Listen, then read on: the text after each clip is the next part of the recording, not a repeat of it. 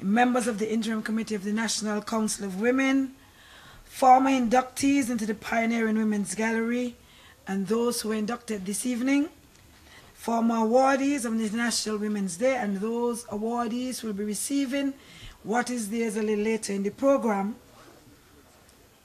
The women, the first, it was 18 women under the WISE program who received their grants tonight. I want to recognize Mr. Alfonso Bridgewater, and I have to give you a joke about him. He is also one of our male champions for women.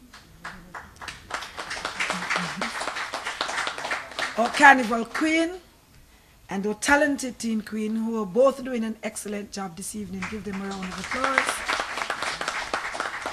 Our chairperson. I want to specially recognize also Mr. Crichton Pension, who is also another male champion for women.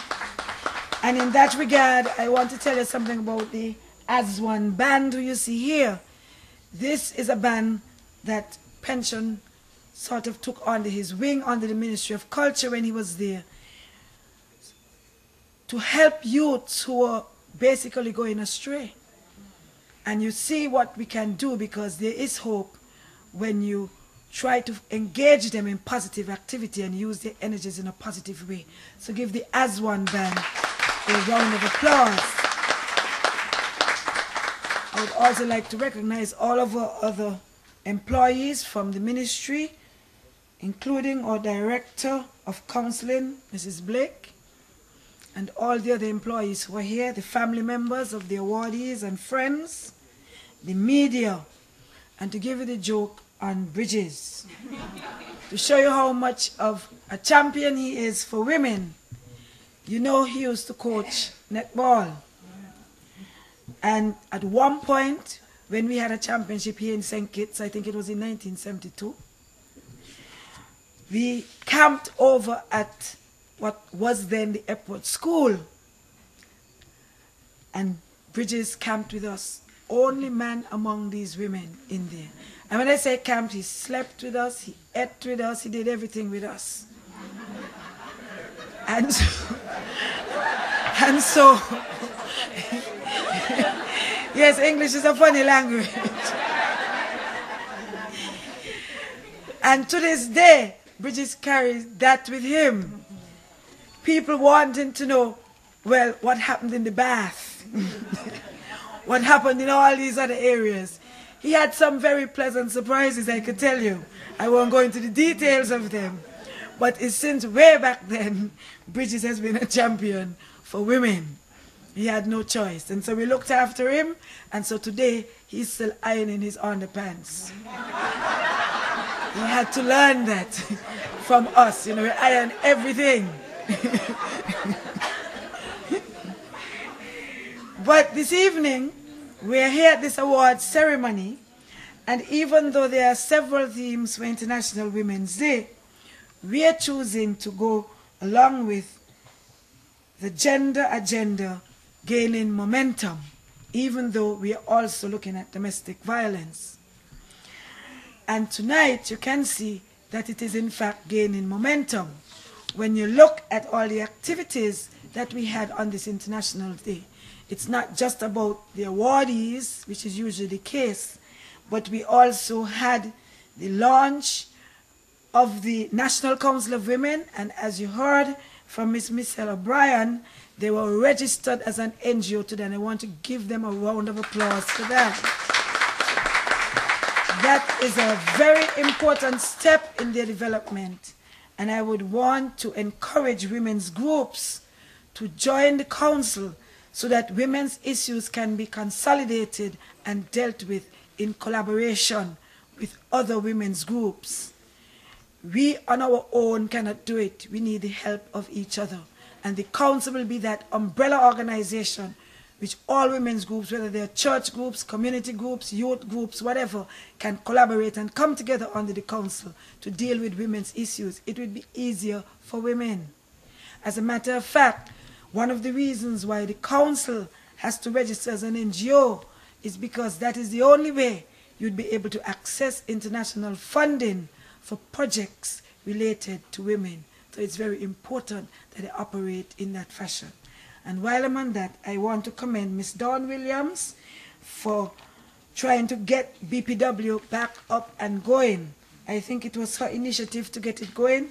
I want to thank, so it's come about at the right time, Dawn. Join the council. I want to commend Ms. Pamela Wall for opening up her home to BPW to keep their meetings, and to commend Ms. Nishama Ratan for taking up that challenge of the presidency of the BPW at this particular point in time. We also had the WISE program, Women in Small Enterprises. This is a very creative program under the ministry. We looked at the fact that 51% of our households are headed by single women.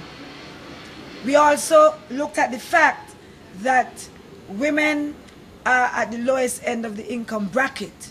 And in these very harsh economic times, we figured that we had to find a way to see how we can provide some form of injection to women who are out there struggling with small businesses. So one of the criteria was that you had to be a woman who that was your only source of income. And so we try to provide you with some stimulus. And so we were pleased tonight. We have many applications, and we are pleased tonight to have the first 20 grants being given to the women who used to come forward in their various roles.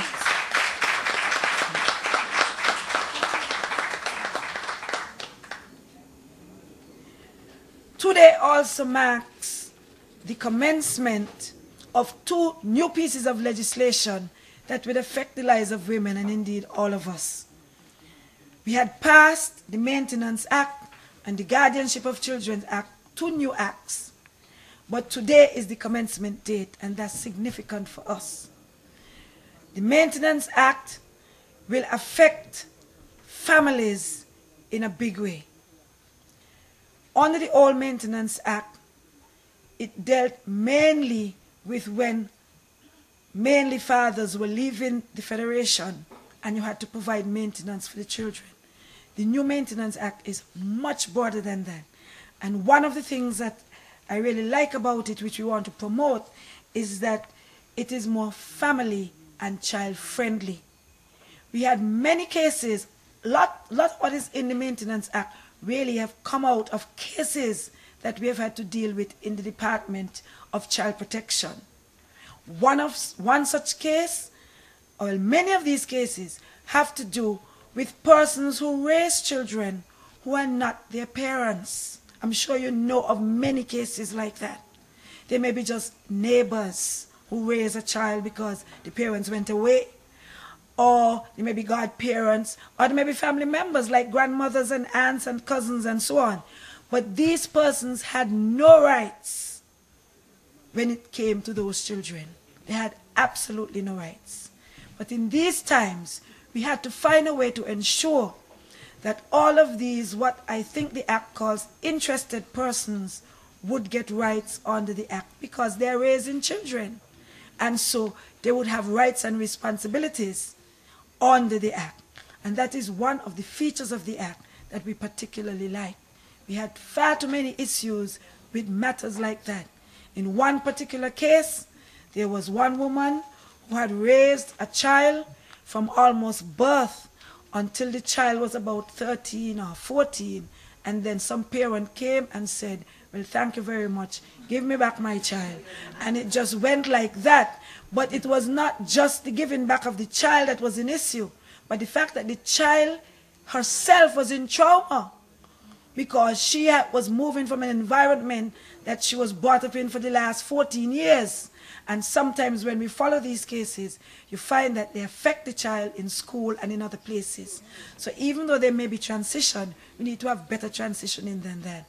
And that is why we think that these persons should have some rights under the Maintenance Act if children are raised with them and for these lengthy periods of time. So that is just one of the provisions. At another time we'll go into other details. We had also passed the Equal Pay Act, and when I heard Dawn speaking, I thought of it, and thought, well, that cannot go on anymore. I don't know if it goes on, but if it does, it certainly cannot go on anymore because of the passage of the Equal Pay Act, and we have to pay special attention to that.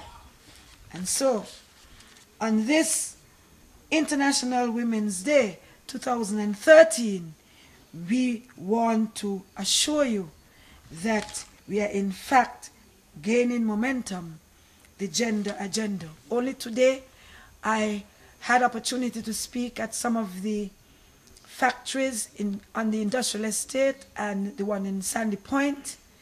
And as you know, about 99% of the workers in these factory shells and these factory businesses are women. And one of the issues that they've been struggling with for the last 20 years is a pension for them. They've been asking for it, we've been struggling with it.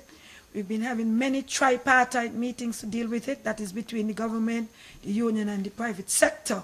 Because, of course, you know the biggest issue has to do with funding. How do you fund that pension? But we believe that this is something that should happen. It has not happened to date, but I'm pleased to report that we have found a creative way of coming up with something that could help in the meantime until we could really sort out how do we deal with this pension.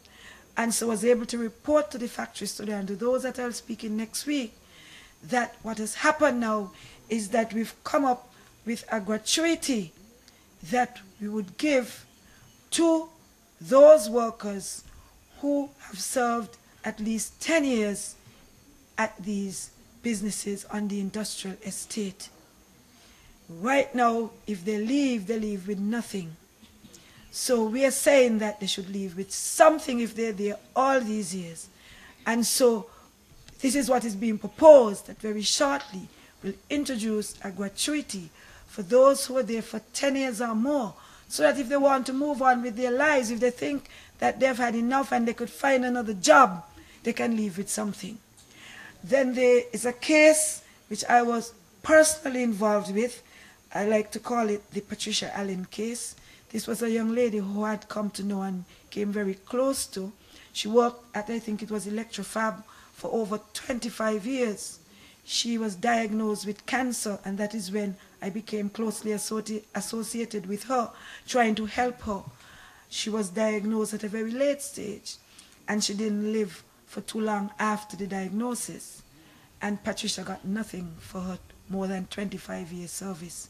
And that really gave me some goosebumps and made me think that we really had to try very hard to do something.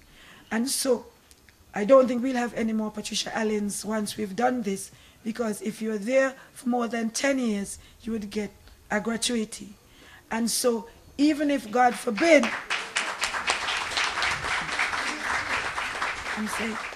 even if, God forbid, you have to pass on, then your gratuity would pass on to those you've left behind. Or if you become sick after that time and a doctor says, well, you cannot work anymore, you'll still be entitled to your gratuity. And so we're trying to introduce this gratuity until we could sort out the pension with all parties being on board, as we are all not on board now. But I think that the gratuity is a good step going forward. And when I raised it today at the factories, they were all very excited about it. And I want to thank Celia Stapleton Christopher, who was inducted this evening, for all of her hard work. She was one of the first persons to raise this pension thing 20 years ago, when she herself was a worker on the industrial estate, and she's still with it today, and she accompanied me today, and I was able to get the factories to pay homage and respect to her for all of the work she's done in bringing this matter this far. Thanks again, Celia. And so I want to say to all of us that tonight and going forward, we know that the gender agenda is taking flight. And so I call on all women and all of our male champions as well to get on board. Thank you.